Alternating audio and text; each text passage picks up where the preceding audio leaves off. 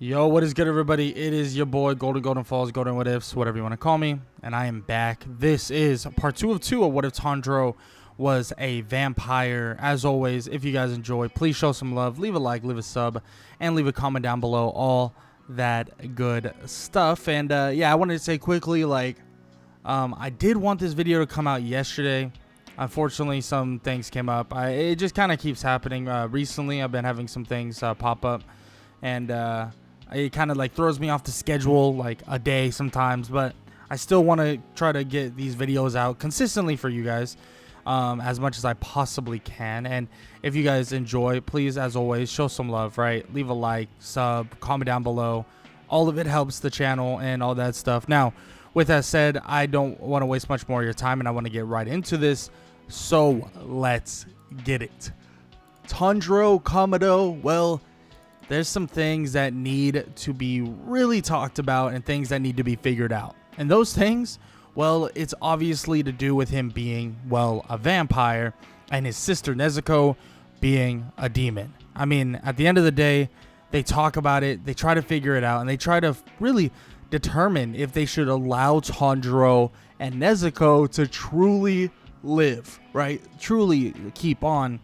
But of course, in the same way it happened before, it seems that Urokodaki and Giyu Tomioka are, for the most part, putting their lives on the line to back up both Tanjiro and Nezuko. And they believe that Tanjiro himself, with the way he approaches things and how good of a person he truly is, he legitimately could be their next upper hand against the demons.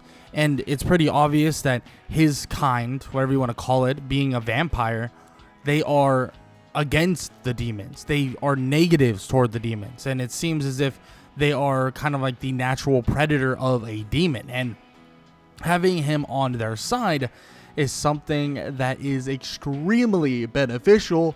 And on top of that, you got to keep in mind the fact that at night, the demons have every advantage. But with Tanjiro, that is not the case. The demons don't necessarily have that advantage that Tanjiro basically, he wouldn't lack that said advantage when it is at night, right? And to that extent, Tanjiro is going to be extremely helpful. And now a lot of pushing, a lot of pulling, and even the Wind Hashira shows his blood and makes it so Nezuko and Tanjiro kind of lose it a little bit. But Tanjiro is able to hold himself back, and so is Nezuko.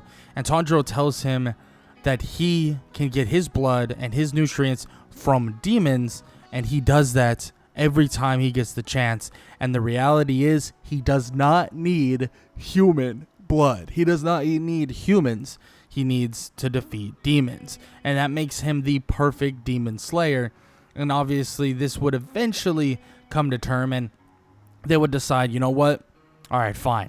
Tanjiro is allowed to be a demon slayer, so is Nezuko, and now we're going to allow them to kind of push the boundary of being a demon slayer, and on top of that, really progress what they believe is correct and right. And at the end of the day, Tanjiro now gets a chance to actually work with and also kind of go on a mission with Kyojuro Rengoku, in which this mission would change everything, like legitimately everything, because the idea that there are some extremely powerful demons out there is something that goes through all of their heads quite a bit. But the reason why this mission is so important is because this would be their first time facing off with a demon that is of extremely high caliber. Now, obviously, they deal with Enmu, and Enmu actually can't even put Tanjiro to sleep because of the way, you know, being a vampire works and how he legitimately doesn't really need sleep. He could just literally do whatever. And after all this is said and done, and Enmu basically gets caught out and, well, you know, defeated, and Tanjiro is a big catalyst of that, defeating Enmu through the means of really surprising him, and Enmu has no idea how Tanjiro is even doing this.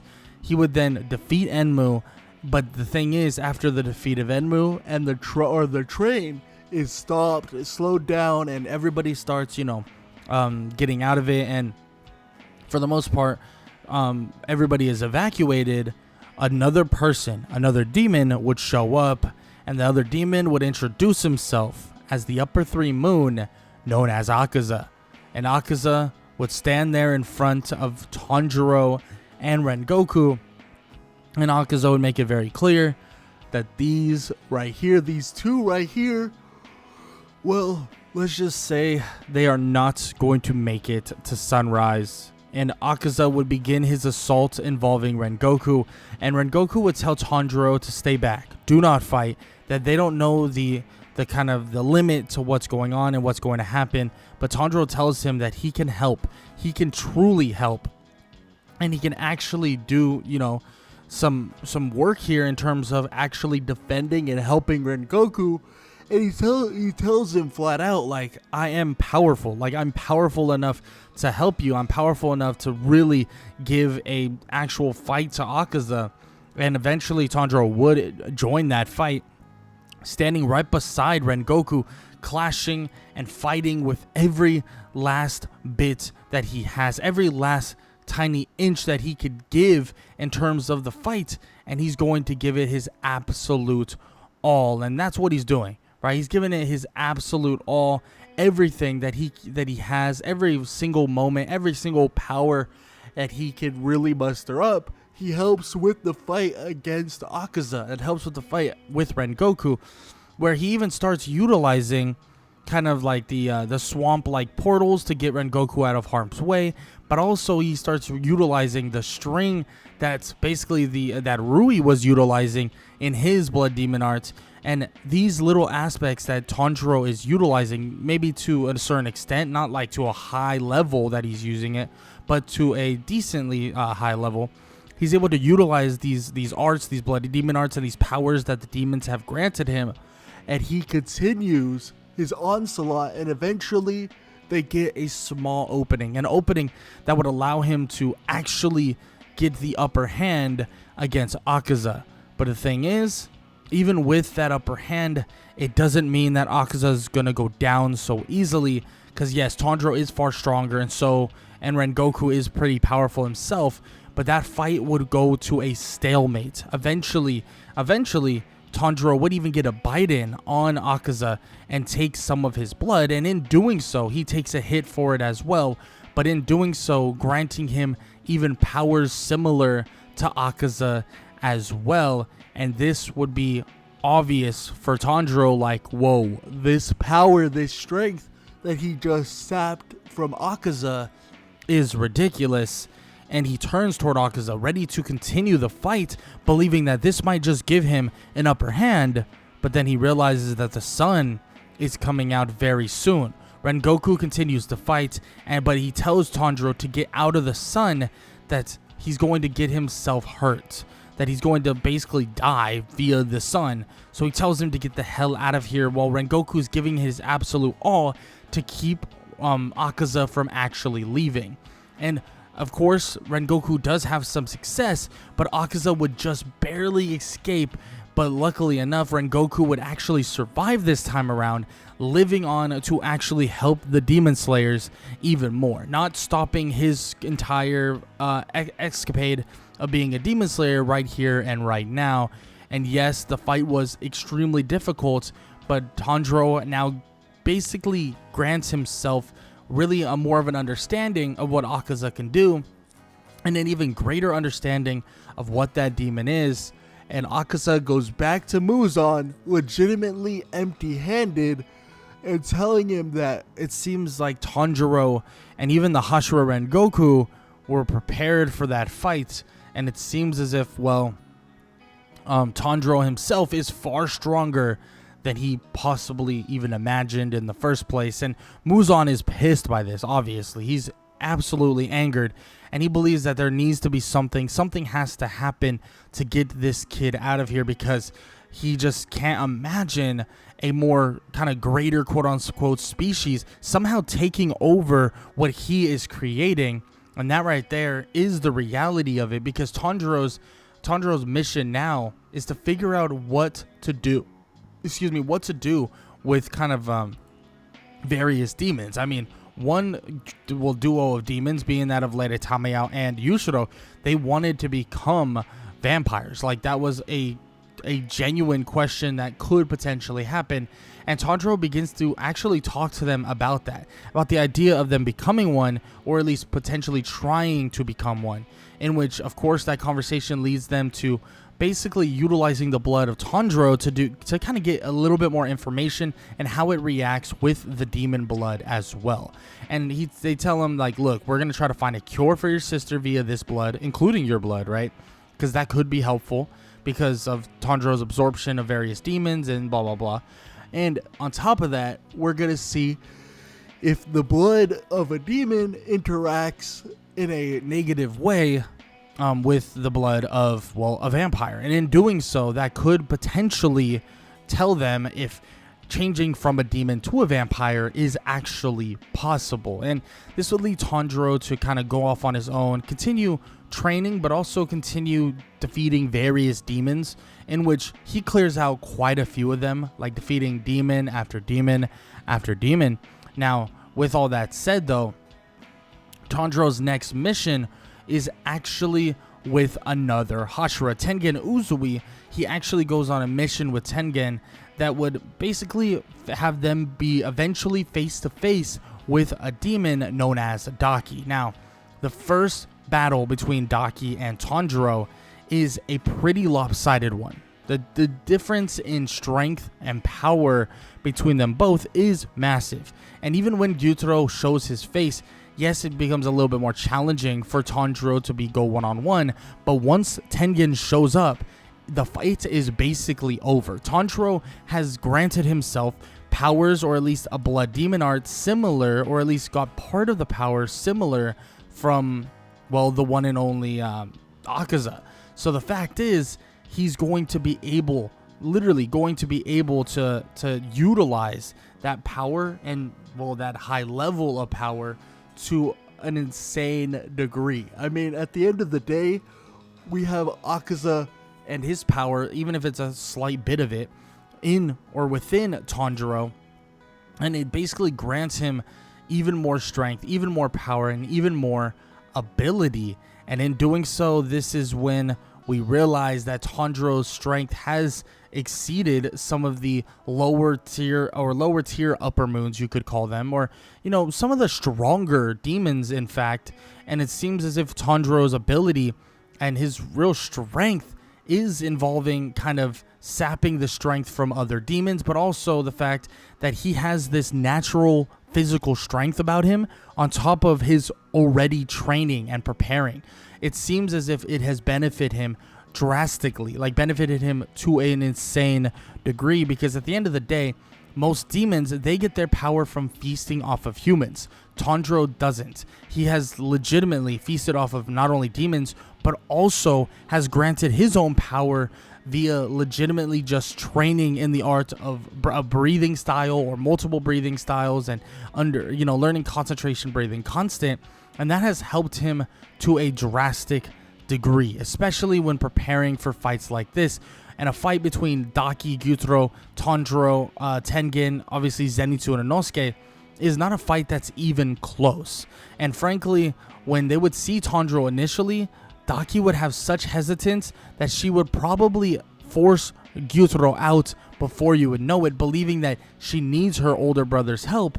But before you know it, the fight is over. The fight is in the dust, and Tanjiro is able to defeat and make these two demons look extremely underwhelming, and put, well, Muzan on notice that there is another demon slayer that is just like the Hashira, but frankly, there is no denying the fact that Tanjiro himself is far greater than maybe even the Hashiras alike, because of his connection as a vampire. Now, after this is said and done, after the wives of Tengen are saved and Tengen decides that it's time to retire, even though he's not really injured and has, like, some insane injuries, at the end of the day, that was a promise that was made.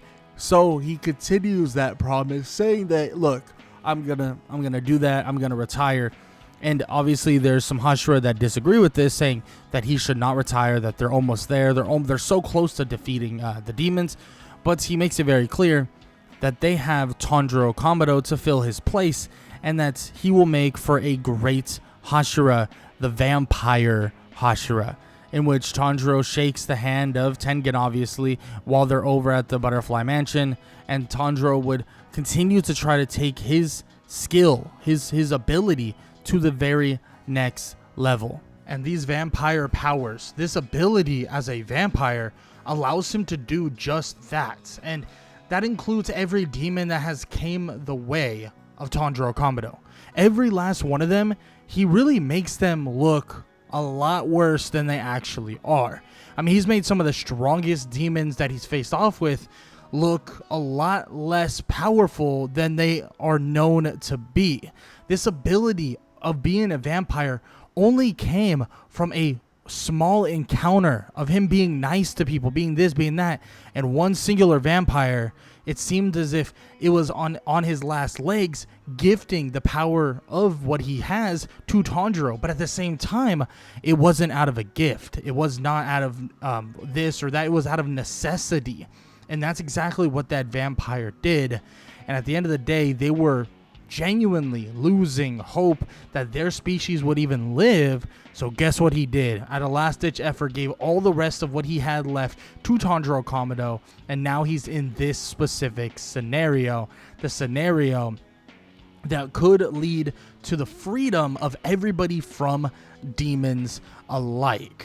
But at the same time, there's still some hurdles to go through, and Tanjiro helps everybody go through those said hurdles. I mean, they deal with quite a few different demons along their run, especially all the way up until they eventually go to the Swordsmith's village. And this village, yes, they are eventually overrun and invaded by demons, but on top of that, Tanjiro being there this time around is way more beneficial than ever seen before.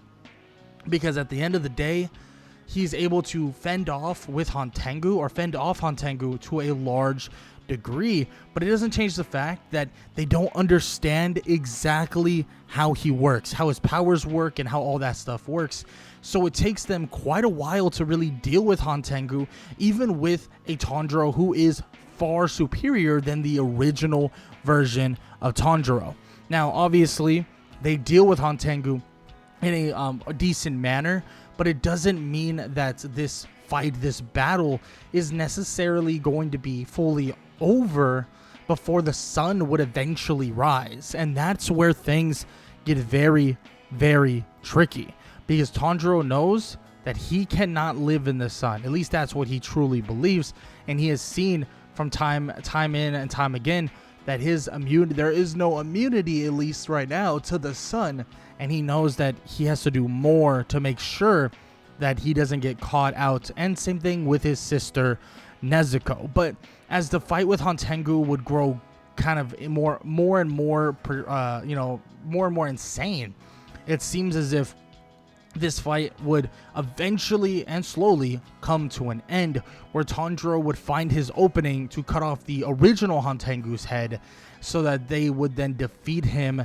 and also help others in surviving this demon encounter. But at the same time, Tanjiro himself realizes, before you know it, that the sun is now rising, telling Nezuko to get out of here, hide, go away, so that she is not affected by the sun at all.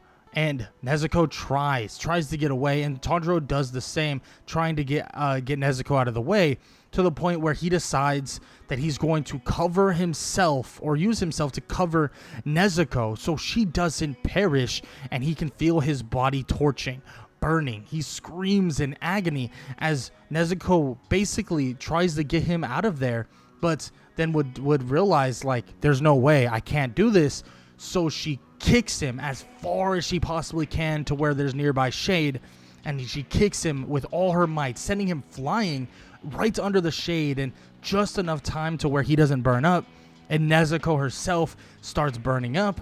But then before you know it, out of nowhere, she would stop. The burning on her skin would stop, and it would be official. Nezuko Kamado has conquered the sun.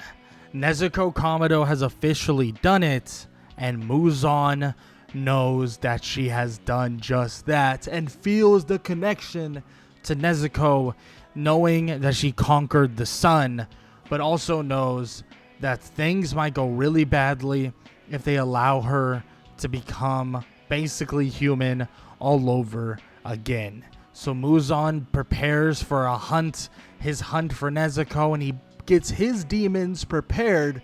But as he gets his demons prepared, Tanjiro and everybody else, every last Hashira, every last demon slayer, they prepare as well. And Tanjiro even prepares with, well, Lady Tamayao, Yusuro, Shinobu, making it so that the potency of basically the cure and stuff like that is even more insane. But also dealing with the fact that Lady Tamayao believes that becoming a vampire will be more beneficial than anything that they could possibly imagine. So Tanjiro figures it out, and it's a struggle, but is able to legitimately help create new vampires. And Tanjiro sticks to only Yushiro and Lady Tamayao, telling them that replicating this is not a good idea, believing that you never know that we could walk into the same issue we have with being overrun with demons, and Lady Tamayao would shut it down, saying that we would never run into that issue because the one and only vampire that started this is Tanjiro Kamado. And that right there is proof in itself that it won't lead to, further insane development and further, death and despair and stuff like that. And they prepare even further. They prepare everything they could possibly imagine. And when the final day would come, the final battle would ensue, the Infinity Castle would be entered, it seems as if their preparations were more than plenty. Because not only do they have Rengoku still alive, Tanjiro, Giyu, and Rengoku take on Akaza. And Akaza already struggled against Tanjiro, or at least, had an even fight with him and Rengoku. Adding Giyu and adding everybody else to the fray makes this fight a lot smoother. And Tanjiro, well, he even has an opportunity to do something greater, and that is to basically absorb or kind of, suck the blood out of Akaza, and in doing so, giving him even greater power to the point where his potential of a vampire being as strong as possible is of a ridiculous proportion. And as this is all ensuing, as Tanjiro and Giyu and Rengoku would eventually defeat Akaza, they would move their forces onto facing off with Muzan. And when they face off with Muzan, after everyone else is, done battling, or they are, get extra help with the battle as well, let's just say Muzan is at an even worse disadvantage because of Lady Tamayao, because of her vampire blood, and also because of what she has sacrificed to make sure that he specifically is going to be defeated. And Muzan can feel that he has been weakened greatly, but he also knows that he doesn't have much of a choice involving an actual fight, because he needs to defeat all of them so he can get to Nezuko and eventually conquer the thing that makes him, non-fully immortal. Because once he's fully immortal, this world is over. But with the help of all the demon slayers, with Tanjiro, with Rengoku, with Giyu at this point, they fight alongside each other, taking on Muzan. And Tanjiro even shows off even greater power as he reveals all of the techniques he has gained from Akaza himself. And on top of that, he even gets more and more, as he would actually be able to literally sink his teeth into Muzan, and basically stripping Muzan away of a little bit of his power. And with also Lady Tamayao and Yushiro fighting alongside them, it's pretty apparent that the powers of a vampire are making one hell of a difference. And after all this is said and done, after the fight is coming to its climax, Muzan doesn't know what to do, because the sun is rising and Tanjiro is going to make the decision to sacrifice himself to make sure that Muzan never comes back. And that's exactly what he's going to do. Dragging Muzan into the ground, shoving a sword through him, and basically making it so he can no longer move. But Tanjiro stays there, refusing to just give up any advantage. And as the sun, after hours of fighting, the sun would eventually start rising, and Tanjiro would have Muzan pinned and have him so that he can no longer move. But in one last-ditch effort, he tries his absolute hardest to actually absorb Tanjiro. But this just makes the entire kind of situation that much worse for Muzan, as he's absorbing Tanjiro to basically translate and kind of pass on his consciousness. He realizes that it's not working properly, and he's still burning up. But there's one thing he's doing that he didn't realize, is that absorbing Tanjiro for this brief moment is saving him from burning from the sun. So when Muzan burns up and there's nothing left, Tanjiro would get grabbed and pulled away by a nearby demon slayer or by a nearby Hashira and brought to to underneath a certain location. And they would basically see as Tanjiro would be on his last legs, his body scorched and almost completely obliterated and disintegrated. And he's laying there and he's telling them, like, no, this is my time. It was meant to happen this way. This way there are no monsters anymore. There are no monsters that are out during the night. There is no such thing.